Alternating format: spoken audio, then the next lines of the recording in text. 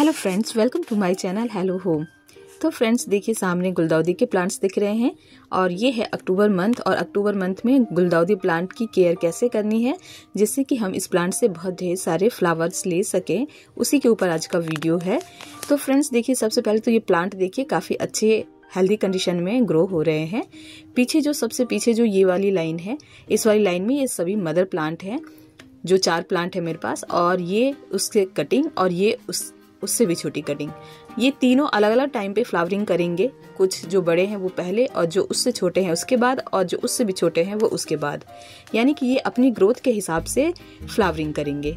अब हमारी केयर कि हम इनके लिए क्या कर सकते हैं जिससे कि हम इनसे ज्यादा फ्लावर्स ले सकें। तो सबसे पहली बात कि आपने इन्हें कटिंग से ग्रो किया होगा तो इसे सबसे पहले रिपोर्ट करना जरूरी है।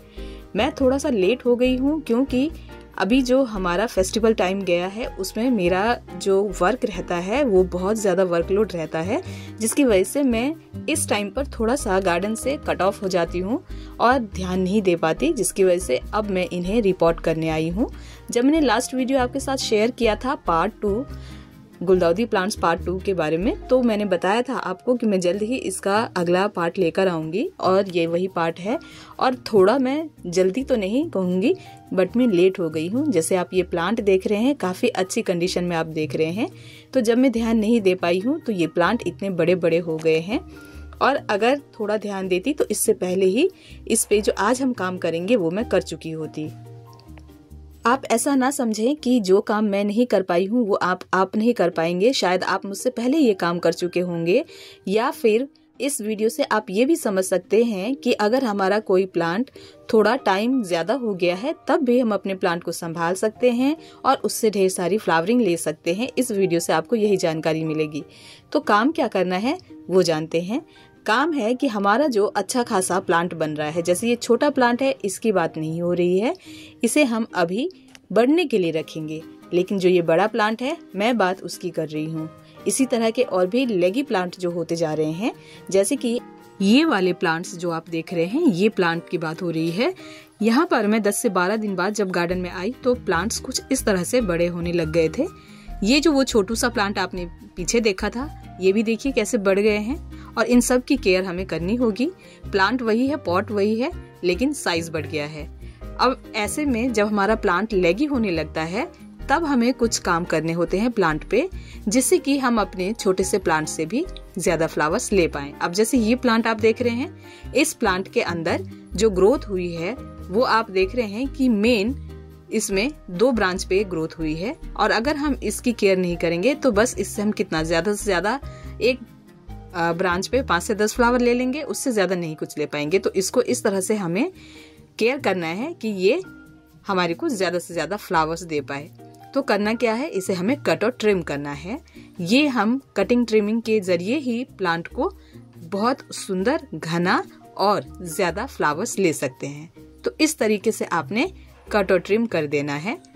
अभी भी वक्त है, आप इसकी कटिंग्स को अभी भी लगा सकते हैं जो लेट फ्लावरिंग करेंगे। और इससे ये भी फायदा होता है कि अभी जो प्लांट हमारे पास फ्लावरिंग करेंगे उसके बाद एकदम खाली नहीं हो जाएगा गार्डन। उसके बाद फिर दोबारा जो हमारे बाद में लगाए हुए प्लांट हैं वो फ्लावरिंग करेंगे। तो इन सभी कटिंग्स को फेंके नहीं, अभी भी मैं इनकी कटिंग्स लगाती जा रही हूँ। तो टाइम टू टाइम आप प्लांट की पिंचिंग करते रहें और उन कटिंग्स को लगाते रहें, और प्लांट में इस तरह से बीट्स वगैरह हो तो उन्हें जरूर साफ करते रहें। तो आप देख सकते हैं, देखिए इस छोटे से प्लांट को भी मैंने पिंच कर दिया है ऊपर से, क्योंकि ये भी थोड़ा लंबा सा बन रहा था। सभी प्लांट को ऊपर से ट्रिम कर लिया है। जब हमने एक ब्रांच को ट्रिम किया है वहीं से कई सारे ब्रांच जो है वो मल्टीप्लाई होंगे और हमारा प्लांट जो है वो खूबसूरत बनेगा, घना बनेगा और ज्यादा फ्लावरिंग करेगा। तो ये हो गया मेथड, हम अपने प्लांट से कैसे ज्यादा से ज्यादा फ्लावर्स ले सकते हैं। तो ये आपने जान लिया। आते हैं अगले स्टेप पे। तो सामने आप मिट्टी देख रहे हैं जो बिछी हुई है, इससे आप समझ ही गए होंगे कि हम प्लांट को रिपोर्ट करने वाले हैं। जी हाँ, बिल्कुल रिपोर्ट करने वाले हैं। सबसे पहले आप मिट्टी देखिए कि किस तरह से भुरभुरी मिट्टी है।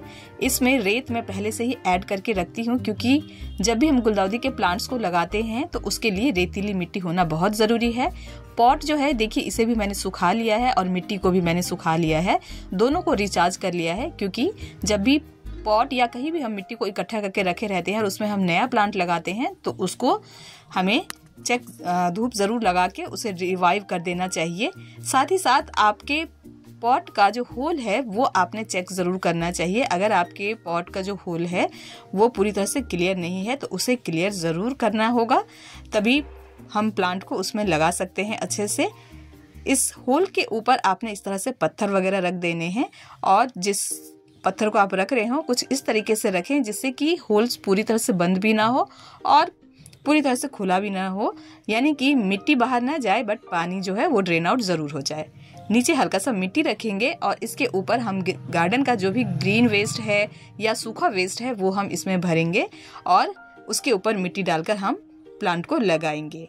ये काम करने में, इस प्रोसेस को करने में पिछले 15 दिन पहले जो इस वीडियो का आधा पार्ट देखा आपने वो था, और आधा पार्ट जो ये अब आप देख रहे हैं ये है 15 दिन बाद का। और आज संडे है और कल ही मैंने ये वीडियो शूट किया है और आज आपके साथ शेयर कर रही हूँ। तो देखिए, जैसे मैंने आपको बताया, ग्रीन वेस्ट के ऊपर मिट्टी डालकर और हम इस पॉट को तैयार करेंगे और अब इसके ऊपर प्लांट को हम लगाएंगे। तो पॉट हमारा तैयार हो चुका है। अब हम प्लांट लगाएंगे। तो प्लांट को सबसे पहले चेक कर लेंगे इस तरह से रख के कि क्या जो हमने नीचे जो फिलअप किया है वो हमारे इस प्लांट के अकॉर्डिंग ठीक है। तो हाँ, ठीक है।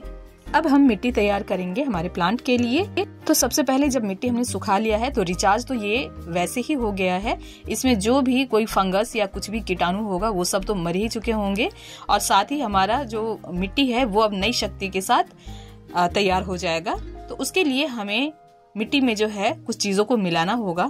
तो देखिए, प्लांट को हम रिपोर्ट कर रहे हैं तो प्लांट को रिपोर्टिंग शॉक न लगे उसके लिए एप्सम सॉल्ट, प्लांट को कोई फंगस न लगे, कोई निमिटोड या किसी तरह से जड़ से कोई प्रॉब्लम ना हो उसके लिए नीम खली। प्लांट में हम डीएपी डाल रहे हैं कुछ दाने, एक प्लांट के ऊपर 4 डीएपी के दाने जड़ों के विकास के लिए। साथ में हम डाल रहे हैं फंगीसाइड ताकि प्लांट में और कोई फंगस ना लगे, और एक बहुत बड़ी मात्रा में हम डाल रहे हैं वर्मी कंपोस्ट। आप वर्मी कंपोस्ट की जगह लीफ कंपोस्ट भी डाल सकते हैं या गोबर की खाद भी डाल सकते हैं। जो अच्छी सूखी सड़ी हुई गोबर की खाद हो वही डालें। अगर वो नहीं है तो बेस्ट ऑप्शन है कि आप वर्मी कंपोस्ट का यूज करें। इन सभी को हम मिट्टी में मिलाकर और अच्छे से मिक्स करके मिट्टी तैयार कर लेंगे। तो हमारी मिट्टी बहुत ही बढ़िया तैयार हो जाएगी। देखिए, इस तरह से। अब ये जो मिट्टी में हम प्लांट लगाएंगे तो ये हमारा प्लांट जो है वो बम्पर फ्लावरिंग के लिए तैयार हो जाएगा।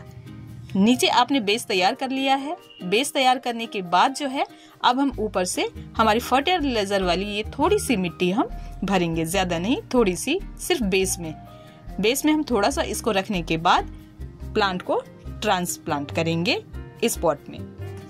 कैसे हम इसे ट्रांसप्लांट करेंगे वो भी मैं आपको बताती हूँ। तो जैसे ये आप प्लांट देख रहे हैं, ऑलरेडी ये एक पॉट में लगा हुआ है, तो इसे हमें इस तरह से उल्टा करके ठकठका के बाहर निकालना होगा।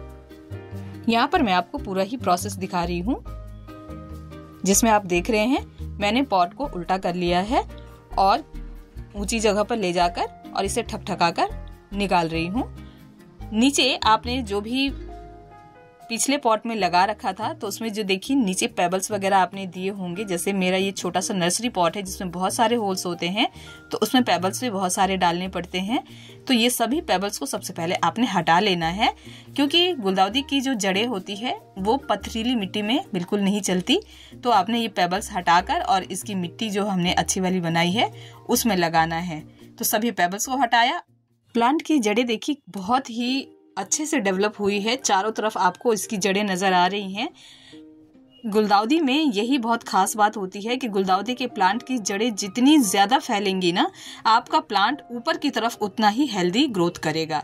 तो देखिए, मैंने प्लांट को इस तरह से लगाया है, थोड़ा सा ये ऊंचा हो रहा है तो नीचे से थोड़ी सी मिट्टी मैं यहाँ से और हटा दूंगी और नीचे से मिट्टी हटाने के बाद मैं प्लांट को लगाऊंगी। ये करना बहुत जरूरी है क्योंकि हमें प्लांट के ऊपर की सतह को भी देखना है, जिसमें हम प्लांट को लगाएंगे तो ऊपर से पानी देना और कभी गुड़ाई करना है, कभी कुछ करना है, तो उसके लिए ऊपर से 1 से 2 इंच खाली रखना भी बहुत ज्यादा जरूरी है। तो इस तरीके से हमने प्लांट को लगा दिया है और अब जो हमने फर्टिलाइजर वाली मिट्टी तैयार की है ना, वो हम इसके चारों साइड से कंप्लीटली भर देंगे, जिससे हमारा प्लांट जो है वो लगकर तैयार हो जाएगा।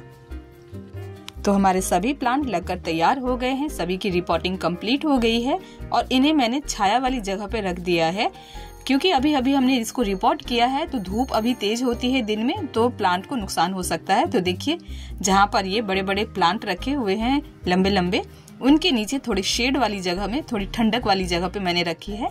और अब हम इसमें वाटरिंग कर देंगे।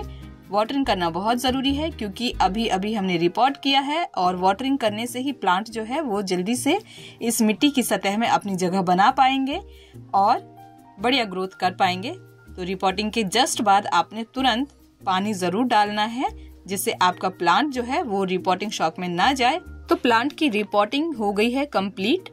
इसका फाइनल स्टेज हमने कंप्लीट कर दिया है। अब आपने बस एक केयर इसकी करते रहने हैं, वो है पिंचिंग।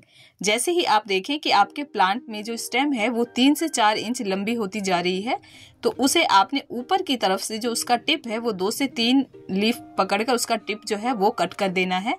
बस इसी तरीके से आपका प्लांट जो है वो घना और बुशी बनेगा और आपके प्लांट में ज्यादा फ्लावरिंग होगी। टाइम टू टाइम इसकी गुड़ाई करते रहें, जिससे प्लांट में एरिएशन भी अच्छा बना रहेगा। और इसे धूप वाली जगह पर रखें, क्योंकि अब के मौसम में इसे धूप में रखना ज़रूरी है। धूप में ही ये प्लांट बहुत अच्छी ग्रोथ करते हैं। देखिए हमने इतनी अच्छी मिट्टी बनाई है, इतना वेल ड्रेन सॉइल बनाया है कि पानी डालते ही पानी जो है वो पूरी तरह से ड्रेन आउट होने लग गया है। तो ये होती है एक अच्छी वेल ड्रेन मिट्टी तैयार करने की निशानी।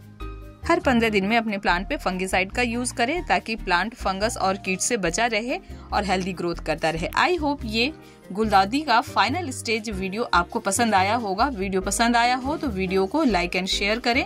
साथ ही साथ मेरे चैनल को सब्सक्राइब कर लें विद बेल नोटिफिकेशन, ताकि सभी वीडियोस आपको सही समय पर मिलती रहे।